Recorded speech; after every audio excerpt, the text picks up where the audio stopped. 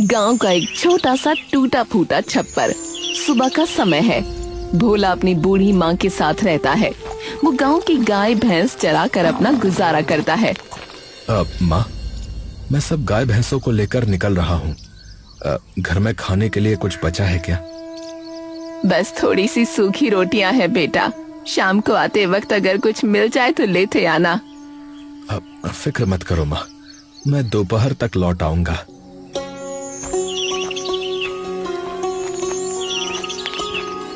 अरे भोला, अरे जल्दी चल भाई।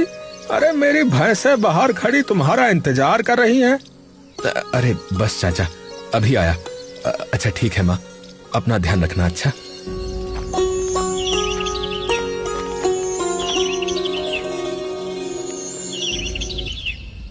लगातार बीमारी के बाद भोला की माँ का देहांत हो जाता है। अब भोला उस टूटे हुए छप्पर में बिल्कुल अकेला है। सूखे के कारण घास खत्म हो चुकी है, इसलिए उसे मवेशियों को लेकर बहुत दूर तक जाना पड़ता है। माँ, तुमने कहा था शाम को लौट आना। अब तो शाम भी हो गई, पर तुम कहीं नहीं हो। इस सूने घर में अब किसके लिए जल्दी आऊं?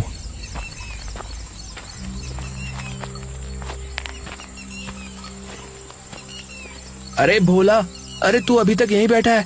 देख, धूप कितनी तेज है। उस शमशान की तरफ घास थोड़ी आ रही है। क्या वहां चलेगा? कहीं भी ले चलो। अब मुझे किसी जगह से और किसी अंधेरे से डर नहीं लगता।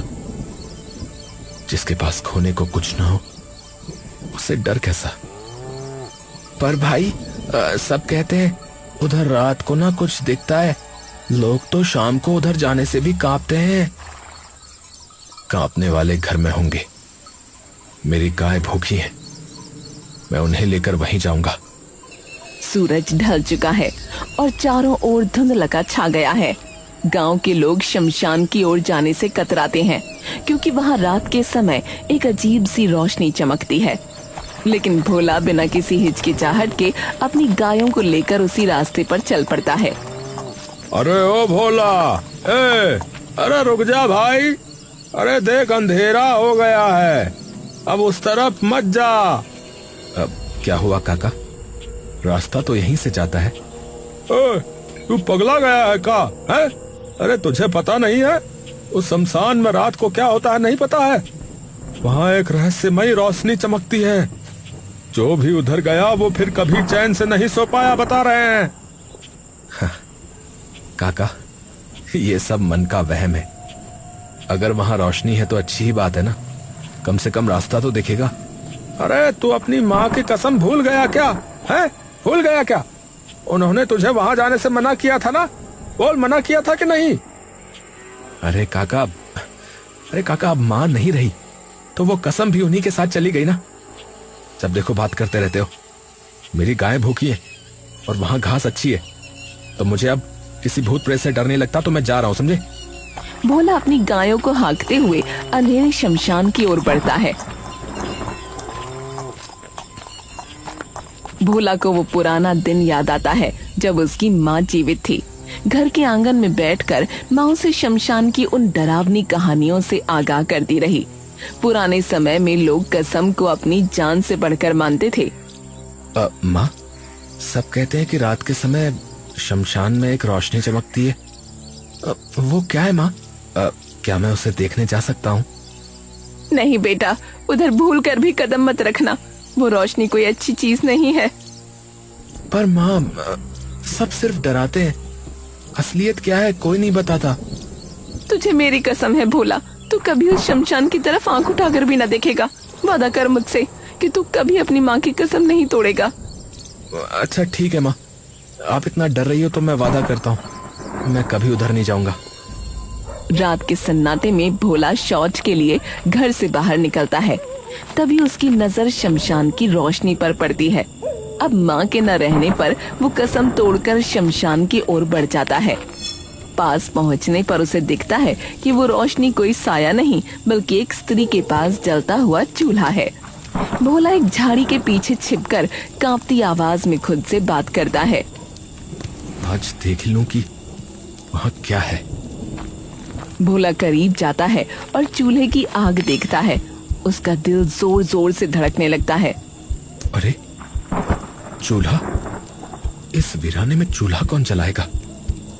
गांव वाले ठीक ही कहते थे, जरूर ये कोई भूतनी है जो यहाँ अपना शिकार पका रही है। क्या करूं? अब पीछे मुड़ जाऊं क्या? नहीं नहीं, अब पैर आगे बढ़ चुके हैं, जो होगा देखा जाएगा। जय बजरंगबली।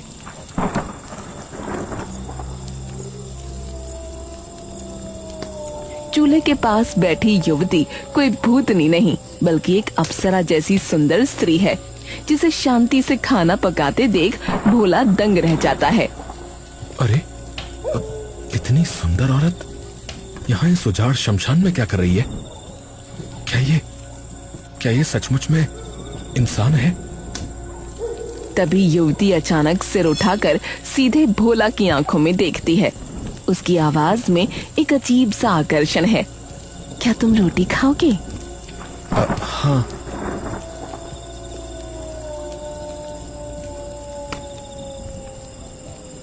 भोला पहला निवाला मुंह में रखता है और उसकी आंखें फैल जाती हैं। इतना स्वादिष्ट भोजन। माँ के जाने के बाद तो बस सूखी रोटियां ही नसीब हुई थी।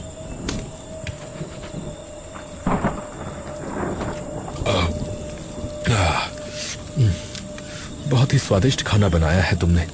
ऐसा स्वाद तो मैंने अपनी पूरी जिंदगी में नहीं चखा। अगर तुम मेरे साथ चलो तो तुम्हें रोज ऐसा ही स्वादिष्ट भोजन मिलेगा। चलोगे? हाँ, मैं चलने को तैयार हूँ। युवती अपनी जादुई चुनरी भोला के ऊपर डाल देती है। स्पर्श होते ही भोला की आंखों के आगे अंधेरा छा जाता है। जब उसकी आंखें खुलती हैं तो वो खुद को शमशान में नहीं बल्कि एक आलीशान महल के कमरे में पाता है। चारों ओर कीमती रेशम, सोने चांदी के बर्तन और खुशबूदार फूलों की महक है। अरे ये मैं कहाँ आ गया? क्या मैं कोई सपना देख रहा हूँ? अभी तो मैं शमशान में था ना, और अचानक से ये राजमहल।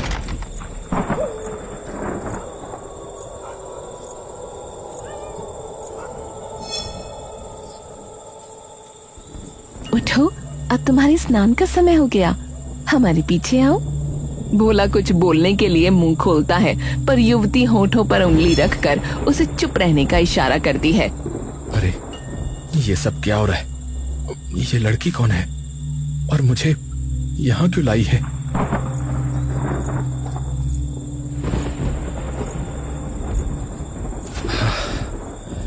जो भी होगा देखा जाएगा। वैसे भी उस टूटे हुए छप्पर में मेरे पास खोने को था ही क्या। यहाँ कम से कम ये सब सुख तो है। स्नानागार किसी दूसरी ही दुनिया का हिस्सा लगता है। वहाँ दो सेवक भोला को एक बड़े चांदी के टब में बैठाते हैं और सुगंधित तेलों और इत्र से स्नान कराते हैं। इसके बाद उसे महीन रेशम के कीमती वस्त्र पहनाए जाते हैं।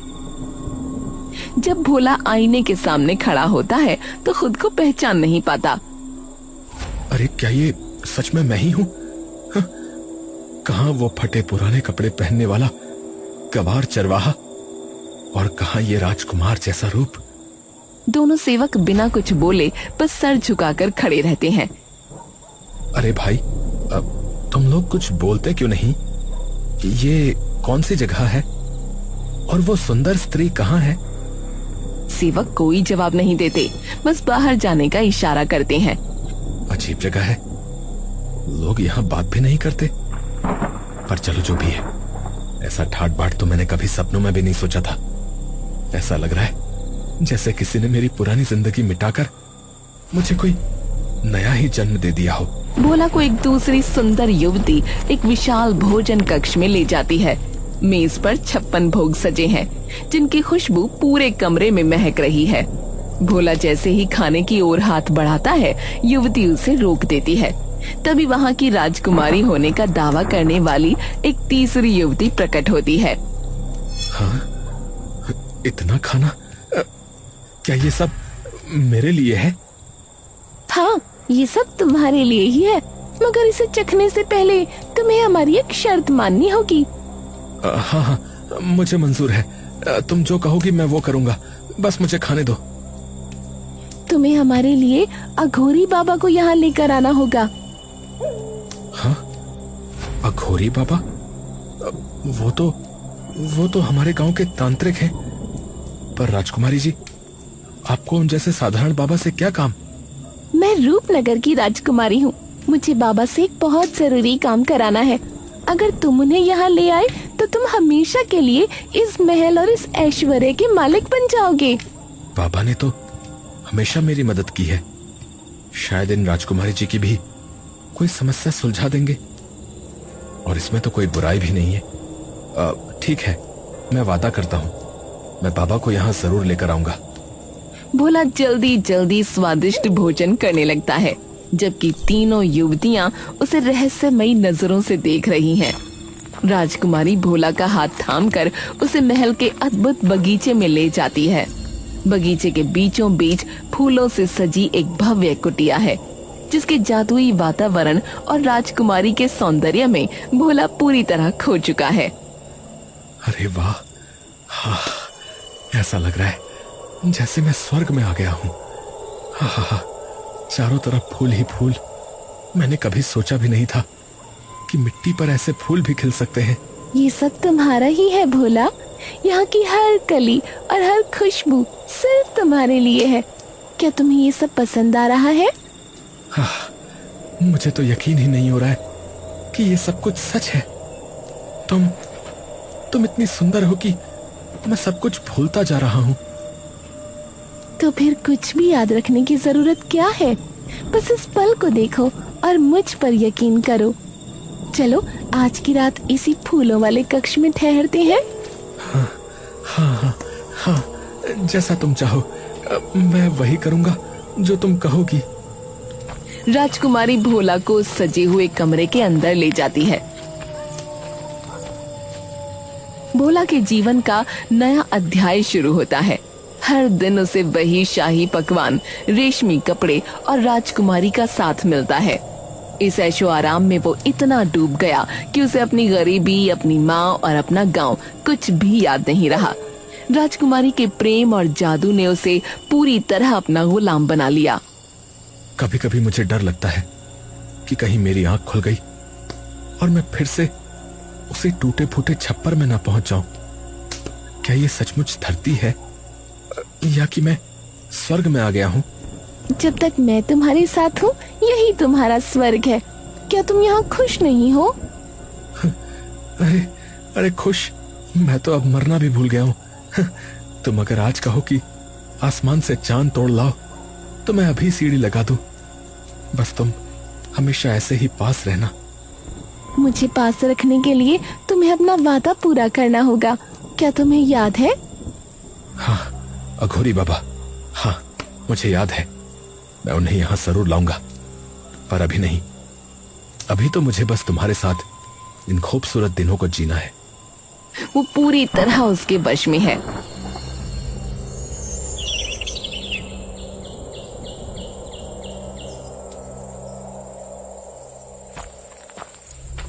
राजकुमारी भोला को महल के एक छिपे हुए गुप्त दरवाजे के पास ले जाती है। महल की चकाचौंध के बीच ये दरवाजा काफी रहस्यमय लग रहा था। भोला, अब वक्त आ गया है, तुम्हें वापस अपने गांव जाना होगा। हाँ, गांव? पर क्यों? क्या मुझसे कोई भूल हो गई? मैं आपको छोड़कर कहीं नहीं जाना चाहता। डरो मत, ये बिछड़ना थोड़े समय के लिए है। जाओ और अघोरी बाबा को लेकर आओ। याद रखना, जैसे ही तुम बाबा के साथ गांव की सीमा से बाहर निकलोगे, तुम्हें जोर से 3 बार ताली बजानी होगी। 3 ताली? हाँ, तुम्हारी तालियों की आवाज सुनते ही मैं तुरंत वहाँ पहुँच जाऊंगी और तुम्हें वापस इस महल में ले आऊंगी। क्या तुम ये कर पाओगे? हाँ, मैं बाबा को लेकर जरूर आऊंगा। आपके बिना अब मेरा मन कहीं नहीं लगेगा। राजकुमारी मुस्कुराती है और अपनी वही जादुई चुनरी अचानक भोला के ऊपर डाल देती है। चुनरी के स्पर्श होते ही भोला की आंखें भारी होने लगती हैं और वो बेहोश होकर नीचे गिर पड़ता है। भोला की आंखें खुलती हैं तो वो खुद को गांव की नदी के किनारे एक पुराने बरगद के पेड़ के नीचे पाता है। राजसी सुख गायब है और वो फिर से उन्हीं फटे पुराने कपड़ों में है। हाँ, फिर वही फटे हुए कपड़े, वो महल, वो बिस्तर। हाँ, क्या सब सपना था? नहीं, राजकुमारी ने कहा था कि ये सब सच है। मुझे बस जल्दी से बाबा को ढूंढना होगा।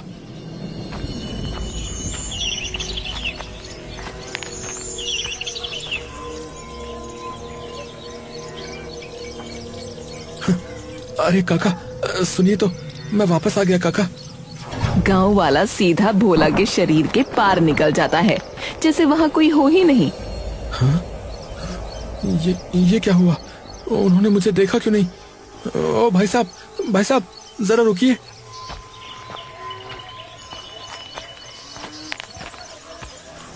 भोला एक और व्यक्ति के सामने खड़ा होता है, पर वो व्यक्ति भोला को छुए बिना उसके आर पार निकल जाता है। हाँ? कोई मुझे देख नहीं पा रहा। हाँ? कोई मेरी आवाज नहीं सुन रहा। मैं तो हवा की तरह हो गया हूँ। ये जरूर उस जादुई चुनरी का असर है। जो भी हो, ये अच्छा ही है। अब मैं बिना किसी रोक टोक के अघोरी बाबा के पास पहुँच सकता हूँ। आखिरकार वो अघोरी बाबा की कुटिया की ओर चल पड़ा। अघोरी बाबा की पत्नी, एक सुंदर और गंभीर महिला ने दरवाजा खोला। उसने भोला को देखते ही पहचान लिया और बोली, अरे भोला, तुम इतने दिनों से कहाँ गायब थे बेटा? पूरा गांव तुम्हें ढूंढ रहा था। शुक्र है, कम से कम इन्होंने तो मुझे देखा, वरना मुझे लगा था कि मैं हमेशा के लिए अदृश्य हो गया हूँ। प्रणाम चाची, बस कुछ काम से बाहर गया था। बाबा कहाँ हैं? मुझे उनसे कुछ जरूरी काम है, बहुत जरूरी। बाबा तो सुबह किसी यजमान के घर पूजा के लिए गए हैं, शाम तक लौटेंगे। तुम अंदर आकर बैठो, मैं तुम्हारे लिए पानी लाती हूँ। नहीं चाची, मैं बस यहीं बाहर इंतजार कर लेता हूँ। मेरा ना बाबा से मिलना बहुत जरूरी है। भोला कुटिया के बाहर बाबा का इंतजार कर रहा था। शाम को बाबा लौटे तो भोला को देखते ही वो भाप गए कि वो माया जाल में फंसा है। बाबा उसे कुटिया के पीछे ले गए और मंत्रों की शक्ति से एक गुप्त द्वार प्रकट किया, जो अंदर से विशाल खंडहर महल जैसा था। तो जिस दुनिया से लौट कर आया है, उसका साया अभी भी तेरे ऊपर है। चुपचाप मेरे पीछे आ। बाबा, आप मुझे कहाँ ले जा रहे हैं? मुझे तो आपको अपने साथ ले चलना है। चुप कर मूर्ख, पहले अपने जीवन की चिंता कर। हाँ, अंदर इतना बड़ा खंडहर महल। बाबा तो बहुत शक्तिशाली निकले। बाबा एक बड़ा पत्थर हटाते हैं, जिसके नीचे एक अंधेरी सुरंग नजर आती है। जा, भीतर उतर। इसी सुरंग के अंत में तुझे तेरे प्रश्नों का उत्तर मिलेगा। डर मत, मैं तेरे पीछे ही हूं। सुरंग के अंत में एक गुप्त स्थान पर अघोरी बाबा ध्यान मुद्रा में बैठ जाते हैं। भोला के चेहरे पर खौफ साफ दिख रहा है। बाबा उसे उसकी बड़ी गलती का एहसास कराते हैं और उस मायावी दुनिया का खौफनाक सच उजागर करते हैं। तू कहां जाकर फंस गया है? मैंने और तेरी माता ने तुझे कितनी बार समझाया था कि उस शमशान की तरफ मत जाना, परंतु नहीं, तू गया। बाबा जी, मुझसे बहुत बड़ी भूल हो गई। शमशान की वो रोशनी, वो खाना और वो महल, मैं सच में सबको सच मान बैठा। बाबा जी, गांव में मुझे कोई देख भी नहीं पा रहा है। मुझे इस जाल से बचा लीजिए बाबा जी, अब मुझे डर लगने लगा है। भोला, तूने उसके साथ संबंध बनाकर अपनी मृत्यु को न्योता दिया है। तू अब तक जीवित है, यही चमत्कार है। सुन, जो महिला मेरे साथ रहती है वो मेरी पत्नी नहीं, अपितु एक प्रेतनी है जिसे मैंने वश में कर रखा है। और जो राजकुमारी तुझे वहां खींच ले गई वो इसी की बहन है। वो तुझे मोहरा बनाकर मुझे वहां बुलाना चाहती है ताकि अपनी बहन को मेरे कब्जे से छुड़ा सके। क्या मतलब चाची भी ये एक प्रेतनी है? बाबा जी अब मैं क्या करूं? यदि तू समझदारी दिखाए तो वो प्रेतनी सदैव के लिए तेरी पत्नी बनकर रह सकती है। देख, ये चमकदार चुनरी उसी प्रेतनी की है जो मेरे पास है। जब तक ये मेरे पास है तो वो मेरे वश में है। तुझे भी उस राजकुमारी की चुनरी को अपने कब्जे में लेना होगा। जी बाबा जी, मैं तैयार हूं। पर आप मेरे साथ नहीं चलेंगे क्या? नहीं बच्चा, अगर मैं साथ चला तो उसे शक हो जाएगा। मैं तुझे एक जादुई गोली देता हूं। जैसे ही तू उसकी चुनरी छीनेगा, इस गोली को मुंह में डाल लेना। मैं तुझे खींच लूंगा। याद रख, मेरी विद्या वहां मात्र 3 घंटे तक ही कार्य करेगी। लेकिन बाबा, अगर उसने पूछा कि आप साथ क्यों नहीं आए तो मैं क्या कहूंगा? तू उसे कह देना कि तूने मुझे बांधकर एक गुप्त स्थान पर छिपा दिया है। बस तेरा निशाना उसकी चुनरी होनी चाहिए। इतना कहते ही अघोरी बाबा अचानक भोला के गाल पर एक जोरदार थप्पड़ जड़ते हैं। भोला को जोर का झटका लगता है और वो बेहोश होकर जमीन पर गिर पड़ता है। होश आने पर भोला खुद को फिर से डरावने शमशान में पाता है। बाबा के कहे अनुसार वो 3 बार ताली बजाता है और पलक झपकते ही वापस आलीशान राजमहल पहुंच जाता है। सामने वही प्रेतनी खड़ी है, पर इस बार उसके चेहरे पर प्यार के बजाय गुस्सा और बेचैनी है। कहाँ है अघोरी बाबा? मैंने उन्हें लाने को कहा था। राजकुमारी जी, वो बाबा बहुत जिद्दी हैं। वो यहाँ आने को तैयार ही नहीं थे। तो तुम उन्हें छोड़ आए? तुम्हें पता है इसका अंजाम क्या होगा? शांत हो जाइए। देखिए, मैंने उन्हें बांधकर एक ऐसे गुप्त स्थान पर छुपा दिया है जहाँ से वो भाग नहीं सकते। मैंने सोचा कि उन्हें जबरदस्ती यहाँ लाना ठीक नहीं होगा। पहले आपको बता दूं। तुम सच कह रहे हो? अगर तुमने मुझसे छल किया तो मैं तुम्हारी जान ले लूंगी। मैं आपसे छल क्यों करूंगा? मेरा तो इस दुनिया में आपके सिवा कोई है ही नहीं। प्रेतनी की आंखों में संदेह अभी भी है, पर वो भोला की बातों पर विश्वास करने का नाटक करती है। भोला को वही 2 सेवक फिर से स्नान कराकर राजकुमारी के कक्ष में ले आते हैं, पर इस बार भोला के मन में प्रेम के बजाय बाबा की चेतावनी और अपना लक्ष्य है। जैसे ही राजकुमारी गहरी नींद में थी, भोला अपने मिशन को अंजाम देता है। आज मेरा जीवन बदल जाएगा। या तो मैं हमेशा के लिए इसका मालिक बन जाऊंगा, या फिर मौत मेरे सामने खड़ी होगी।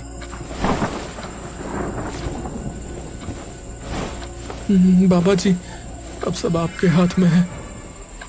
अचानक एक शक्तिशाली खिंचाव महसूस होता है और कमरा धुंधला होने लगता है। अगले ही पल भोला उसी पुराने खंडहर महल में खुद को पाता है, जहां अघोरी बाबा हवन कुंड के सामने मंत्र पढ़ रहे हैं। अति उत्तम भोला, अति उत्तम। तूने कर दिखाया। जल्दी कर, इस चुनरी को अपनी कमर में लपेट ले। जी बाबा जी। भोला अपनी मर्यादा बचाने के लिए और राजकुमारी को वश में करने के लिए उसी जादुई चुनरी को मजबूती से अपनी कमर में लपेट लेता है। हवन की अग्नि तेज होती जाती है। खंडहर में हवन की अग्नि प्रचंड थी और बाबा के मंत्रों से वातावरण अलौकिक हो गया था। हवन पूर्ण होते ही मायावी प्रभाव समाप्त होने लगा। बाबा ने भोला को घर जाने का आदेश दिया, पर साथ ही एक ऐसी चेतावनी दी जो उसकी पूरी जिंदगी बदल देने वाली थी। भोला, अब तू मुक्त है, परंतु याद रख, ये चुनरी ही तेरी सुरक्षा है और तेरी शक्ति भी। जी जी बाबा जी, मैं इसे कभी अपने से अलग नहीं होने दूंगा। और सावधान भोला, ये चुनरी किसी और के हाथ नहीं लगनी चाहिए।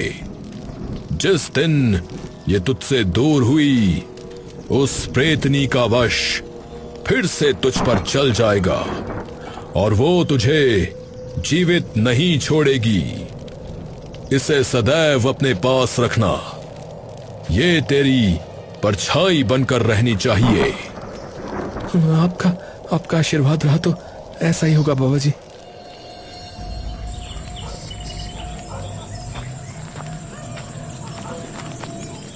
भोला गांव की पगडंडियों पर लौटता है और उसके मन में एक अजीब उलझन है। एक अदृश्य यात्रा से लौटा वो साधारण चरवाहा अब अपने जीवन के उस अध्याय में था जहां डर और वैभव के बीच की लकीर बहुत धुंधली थी।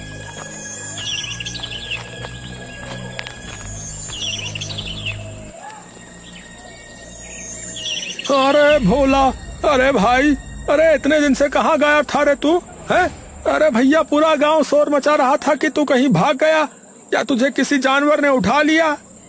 हाँ, कलवा मुझे देख पा रहा है। इसका मतलब मैं अब अदृश्य नहीं हूँ। बाबा का जादू काम कर गया। हाँ। अरे भैया, ये क्या है भाई?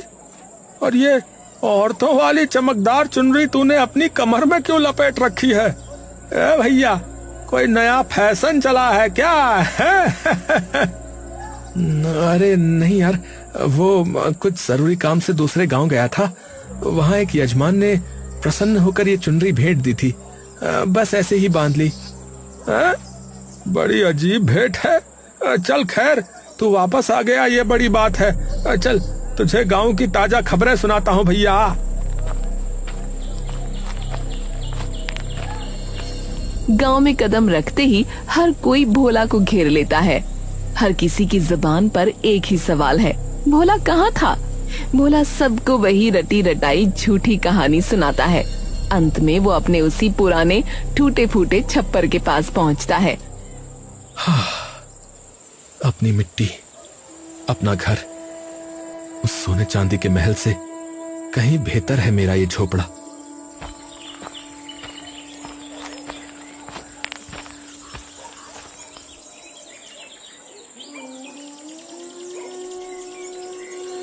बाबा ने कहा था कि इसे कभी अलग मत करना। अब ये मेरी आत्मा का हिस्सा है। भोला अपनी पुरानी चरमराहट वाली चारपाई पर गिर पड़ता है। जादुई दुनिया की थकान और मानसिक उलझन उसे गहरी नींद की आगोश में ले जाती है। भोला गहरी नींद में था, तभी उसके कानों में चूड़ियों की मधुर खनखनाहट सुनाई दी। यह आवाज उसके टूटे हुए छप्पर में संगीत की तरह गूंज रही थी। भोला की आंखें खुली और उसने जो देखा उस पर उसे विश्वास नहीं हुआ। वो रहस्यमयी राजकुमारी अब एक साधारण गृहिणी की तरह उसके चूल्हे पर रोटियां सेक रही थी। हाँ, तुम यहाँ मेरे इस टूटे हुए घर में? हाँ, मैं ही हूँ। उठ गए तुम?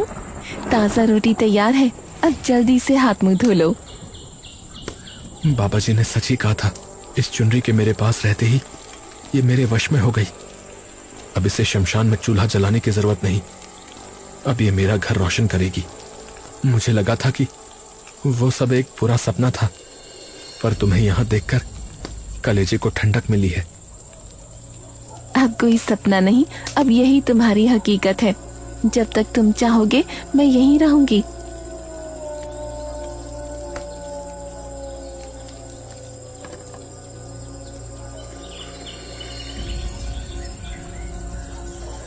अगली सुबह अघोरी बाबा ने भोला और उस सुंदरी का विवाह संपन्न कराया।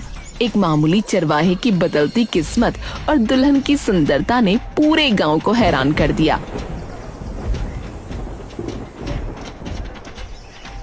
अरे भैया, अरे ये भोला तो बड़ा भाग्यशाली निकला भाई। अरे ऐसी सुंदर बहू तो राजा महाराजाओं के घर में भी नहीं होगी भैया। हाँ, अरे सुना है अघोरी बाबा जी का ही आशीर्वाद है भैया। हाँ, अब भोला भी बाबा जी के साथ तंत्र मंत्र सीख रहा है, सुना है। अब गांव वाले चाहे जो कहें, पर मुझे पता है कि मेरा असली धन तुम हो। और मेरा संसार अब इसी झोपड़ी में है, तुम तक सीमित है। साल बीतते गए।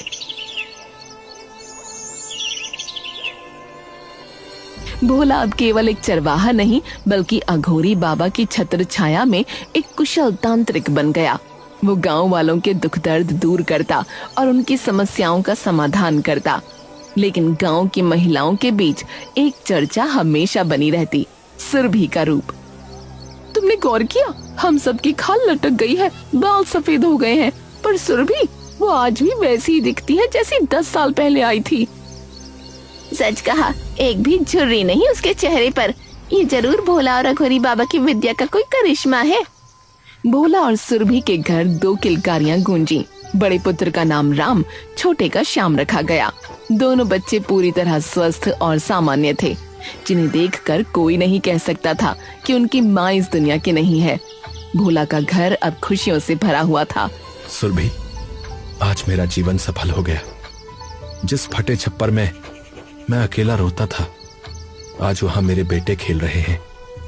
ये सब उस विश्वास की ताकत है भोला, जो तुमने मुझ पर किया। और ये बाबा जी की दी हुई सुरक्षा, जिसने हम सबको एक सूत्र में बांधे रखा है। मेहनत और बाबा के आशीर्वाद से भोला अब संपन्न किसान बन चुका था। गांव वालों ने उसे बैलगाड़ी भेंट की। पिताजी, इस बार फसल इतनी अच्छी हुई है कि शहर की मंडी में हमारा ही नाम होगा। ये सब तुम्हारी माँ के भाग्य और बाबा जी के आशीर्वाद का फल है बेटा। जाओ, अब अपने घर की संभाल करो। तुम्हारी पत्नियां इंतजार कर रही होंगी। भोला का घर अब बहुओं और बच्चों से भरा पूरा संयुक्त परिवार बन चुका था, मगर घर के भीतर एक अजीब सा कौतूहल था। दोनों बहुएं अपनी सास सुरभि के सदाबहार रूप को देखकर अक्सर अचरज में पड़ जाती थीं। रसोई में दोनों बहुएं खाना बना रही हैं। तभी सुरभि वहां से गुजरती है। उसका रूप आज भी 18 साल की युवती जैसा चमक रहा था। छोटी, तूने गौर किया, सासू माँ की उम्र बढ़ती ही नहीं। उनके चेहरे की चमक देख और हमारे चेहरे ढलती उम्र की झाइयाँ साफ दिखने लगी हैं। सच कहा जीजी, गांव वाले कहते हैं हम उनकी बहुएं नहीं बड़ी बहनें लगती हैं। कभी कभी तो डर लगता है, ऐसा कैसे हो सकता है कि सासू माँ के पास कोई जादुई जड़ी बूटी है। चुप कर, अगर बाबूजी ने सुन लिया तो अनर्थ हो जाएगा। पर सच है कि सासू माँ इस उम्र में भी हमसे ज्यादा सुंदर और जवान दिखती हैं। बूढ़े हो चुके भोला के बाल सफेद थे और चेहरे पर झुर्रियां। फिर भी वो अपनी पत्नी और बहुओं के बीच के अंतर को बखूबी समझता था। वो अपनी कलाई पर बंधी पुरानी चुनरी को कभी खुद से अलग नहीं करता था। समय ने मुझे बदल दिया, मेरे बेटों को बड़ा कर दिया, पर सुरभि आज भी वैसी ही है जैसी शमशान की उस रात थी। बहुओं के मन में सवाल उठ रहे हैं, पर उन्हें यह कभी पता नहीं चलना चाहिए कि उनकी सास इस मिट्टी की नहीं।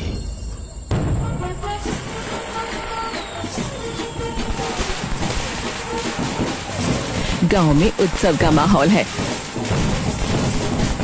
ढोल नगाड़े बज रहे हैं। सुरभि के रूप की चर्चा के बीच औरतें उसे नाचने के लिए मजबूर करने लगती हैं। सुरभि रुककर एक पल के लिए भोला की ओर देखती है।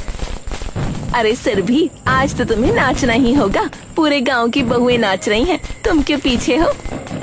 मैं नाच तो लेती, पर बिना अपनी उस पुरानी चुनरी के मेरा मन नहीं मानेगा। वो चुनरी मेरे प्राणों जैसी है। अब तो 40 साल बीत गए, बच्चे जवान हो गए, बहुएं आ गई, नाती पोते होने वाले हैं। अब वो मुझे और इस परिवार को छोड़कर कहाँ ही जाएगी। शायद बाबा जी का डर अब जरूरी नहीं।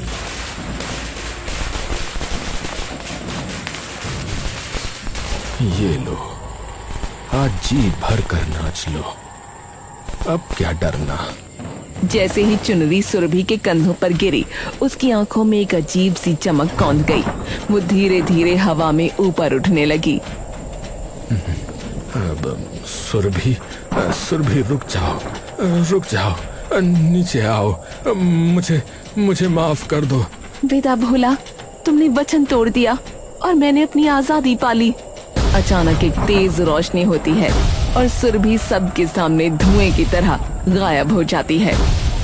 पूरे पंडाल में सन्नाटा छा जाता है, अफरा तफरी मच जाती है। लोग डर के मारे इधर उधर भागने लगते हैं, बहुएं रोने लगती हैं और बेटे स्तब्ध खड़े रह जाते हैं। अब सच सबके सामने था। अरे भैया, गजब हो गया भाई। अरे देखा भाई, हमने कहा था ना कि इसकी जवानी का कोई राज जरूर है भैया। ये तांत्रिक भोला जो है भूतनी को पाल रहा था, बताओ।